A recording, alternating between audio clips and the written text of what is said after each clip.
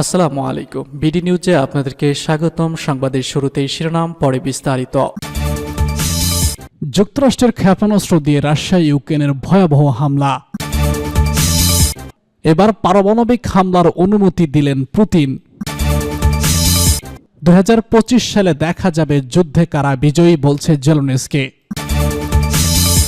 লেবাননের 2 শতাধিক শিশুকে হত্যা করল ইসরায়েল। সর্বশেষ জানিয়ে দিব ইরান ইসরায়েলি শাসক গোষ্ঠীকে কখন তৃতীয়বারের মতো শক্তি দেখাবে, জানাবো বিস্তারিত। শুনছিলেন সংবাদ শিরোনাম, এখন বিস্তারিত। তার আগে অনুরোধ থাকবে ভিডিওতে একটি লাইক দিন এবং কমেন্টস করে জানিয়ে দিন কোন জেলা থেকে বা কোথা থেকে আমাদের সঙ্গে যুক্ত রয়েছেন। যুক্তরাষ্ট্রের ক্ষেপণাস্ত্র দিয়ে রাশিয়া ইউক্রেনের ভয়াবহ হামলা।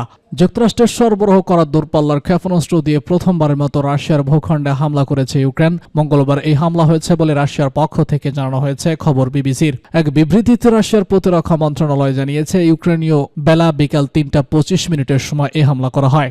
একটি ক্ষেপণাস্ত্রের ধ্বংস অবশেষ পড়ার পর আগুন ধরে যায়। দ্রুত এই আগুন নেভানো হয়। এই ঘটনায় কেউ হতাহত হয়নি। বিবৃতিতে বলা হয়েছে, ইউক্রেন মঙ্গলবার সকালে অ্যান্টি-স্টাইট মিসাইল সিস্টেম ব্যবহার করে রাশিয়া মস্কো এলাকায় হামলা করেছে। 5টি ক্ষেপণাস্ত্র গুলি করে ভূপাতিত করেছে। এছাড়া ক্ষেপণাস্ত্রের ধ্বংস অবশেষের কারণে এই এলাকার একটি বেসামরিক স্থাপনায় আগুন ধরে যায়। যুক্তরাষ্ট্রের ক্ষেপণাস্ত্র ব্যবহার করে হামলা চালানোর এই কথা ইউক্রেনের গণমাধ্যমে উঠে এসেছে। তবে এই বিষয়ে এখনও ইউক্রেন সরকারের মন্তব্য পাওয়া যায়নি।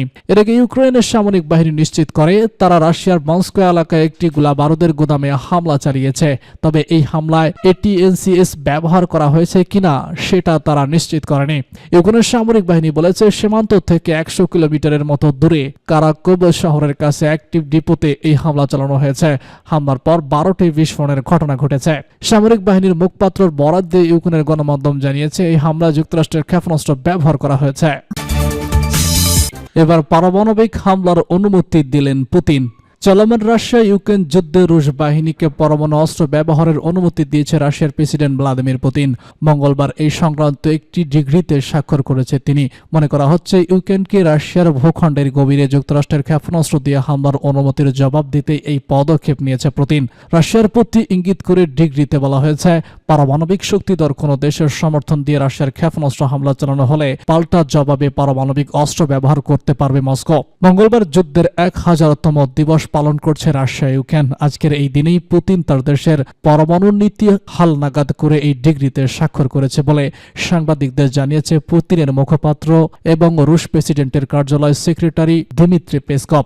নতুন এই ডিক্রিতে বলা হয়েছে, যেসব দেশের পরমাণু অস্ত্র নেই তাদের যদি তৃতীয় কোনো দেশ বা পক্ষ এই ধরনের বিধ্বংসী অস্ত্র প্রদান করে, সেক্ষেত্রে সেসব দেশের বিরুদ্ধে পরমাণু অস্ত্র ব্যবহার করতে পারবে রাশিয়া। মঙ্গলবার মস্কোতে ক্রেমলিন কার্যালয়ে আয়োজিত এক ব্রিফিংয়ে পেসকভ বলেছেন, পরমাণু অস্ত্র নেই এমন কোন আগ্রাসী দেশের সঙ্গে পরমাণু অস্ত্র সমৃদ্ধ কোনো দেশ যদি জোটবদ্ধ হয়, তাহলে তা আর একক নয় বরং যৌথ হামলায় পরিণত হয়। আর এমন পরিস্থিতিতে নিজেদের নীতি অক্ষুণ্ণ রেখে যে পদক্ষেপ নেওয়া উচিত আমরা সেটি নিয়েছি। পেসকভ আরো বলেছেন, রাশিয়া সবসময় পরমাণু অস্ত্র ব্যবহার করার বিপক্ষে। আমরা শুধু আমাদের নিরাপত্তার সার্বভৌমত্ব এবং অখণ্ডতা রক্ষার জন্য এই সিদ্ধান্ত নিতে বাধ্য হয়েছি। এর আগে গত রোববার ইউক্রেনের প্রেসিডেন্ট ভলোদিমির জেলেনস্কিকে রাশিয়ার অভ্যন্তরে যুক্তরাষ্ট্রের দূরপাল্লার ক্ষেপণাস্ত্র দিয়ে হামলার জন্য অনুমতি দেন যুক্তরাষ্ট্রের বিদায়ী প্রেসিডেন্ট জো বাইডেন। এই অনুমতির 2 দিনের মধ্যে পরমাণু অস্ত্র ব্যবহার বিষয়ক ডিক্রিতে স্বাক্ষর করেন পুতিন। 2025 সালে দেখা যাবে যুদ্ধে কারা বিজয়ী, বলছে জেলেনস্কি। ইউক্রেনের প্রেসিডেন্ট ভলোদিমির জেলেনস্কি বলেছেন, প্রায় 3 বছর আগে রাশিয়া যে যুদ্ধ শুরু করেছিল তার জয় নির্ধারিত হবে 2025 সালে। ইউক্রেনের পার্লামেন্টে মঙ্গলবার একথা বলেছে জেলেনস্কি। তিনি বলেছেন, যুদ্ধের বিজয় কারা তা নির্ধারণের সময় ঘনিয়ে এসেছে। আগামী বছরই বিশ্ব জানতে পারবে কারা জয়ী। ইউক্রেনকে কারো নিয়ন্ত্রণে তুলে ধরা হবে না। এদিকে যুক্তরাষ্ট্রের সরবরাহ করা দূরপাল্লার ক্ষেপণাস্ত্র ব্যবহার করে রাশিয়ার ভূখণ্ডে হামলা চালানোর জন্য কিয়েভকে অনুমতি দিয়ে মার্কিন প্রেসিডেন্ট জো বাইডেনের নেওয়া সিদ্ধান্তটির প্রশংসা করেছে ইউক্রেন। সোমবার ইউক্রেনের পররাষ্ট্রমন্ত্রী আন্দ্রিই সিবিগা বলেছেন, এই সিদ্ধান্তের মধ্য দিয়ে কিয়েভের আত্মবিশ্বাস জোরালো হবে। জাতিসংঘের নিরাপত্তা পরিষদের বৈঠক সামনে রেখে সিবিগা বলেন, এই সিদ্ধান্ত গেম চেঞ্জার হতে পারে। যত দীর্ঘ সময় ইউক্রেন হামলা চালাতে পারবে, যুদ্ধ তত কম সময় স্থায়ী হবে। যুক্তরাষ্ট্রের মিত্রদেশ ইউক্রেনের উপর রাশিয়ার হামলার 1000 দিন পূর্তি উপলক্ষে নিরাপত্তা পরিষদের এই বৈঠক আয়োজন করা হয়েছে। সিবিগা মনে করেন, রাশিয়ার ভূখণ্ডের সামরিক স্থাপনায় হামলার পূর্ণ অধিকার কিয়েভের আছে। তিনি বলেন, যুদ্ধক্ষেত্রের পরিস্থিতির উপর এর ইতিবাচক প্রভাব পড়তে পারে। মার্কিন প্রেসিডেন্ট হিসেবে মেয়াদ শেষ হওয়ার 2 মাস আগে ইউক্রেনকে রাশিয়ার দূরপাল্লার মার্কিন ক্ষেপণাস্ত্র ব্যবহারের অনুমতি দিয়েছে জো বাইডেন। নবনির্বাচিত ডোনাল্ড ট্রাম্প 2 মাস পর বাইডেনের স্থলাভিষিক্ত হবেন। ধারণা করা হয় কিয়েভকে সহযোগিতার ব্যাপারে কম আগ্রহী। গতকাল সোমবার রাশিয়া অভিযোগ করেছে বাইডেন এই পদক্ষেপের মধ্য দিয়ে উত্তেজনা বাড়িয়ে দিচ্ছেন। লেবাননের 2 শতাধিক শিশুকে হত্যা করেছে ইসরায়েল। 2 মাসে ইসরায়েলি হামলায় লেবাননের 200-রও বেশি শিশু নিহত হয়েছে বলে জানিয়েছে জাতিসংঘের শিশু বিষয়ক সংস্থা ইউনিসেফ। এ সময় আরও 1100 শিশু আহত হয়েছে। জেনেভায় এক সংবাদ সম্মেলনে ইউনিসেফের মুখপাত্র জেমস হন্ডাল জানিয়েছেন, লেবাননের 200 জনের বেশি শিশু নিহত এবং এরপরও সহিংসতা বন্ধে উল্লেখযোগ্য কোনো উদ্বেগ দেখা হচ্ছে না। গত 2 মাসে লেবাননে প্রতিদিন অন্তত 3 জন শিশু নিহত হয়েছে বলেও জানিয়েছে ইউনিসেফ। অনেক শিশু আহত এবং মানসিক সমস্যায় ভুগছে। হিজবুল্লাহ এবং ইসরায়েলের মধ্যে চলমান সংঘর্ষে লেবাননে পর্যন্ত 3510 নিহত হয়েছে বলে জানিয়েছে কর্তৃপক্ষ।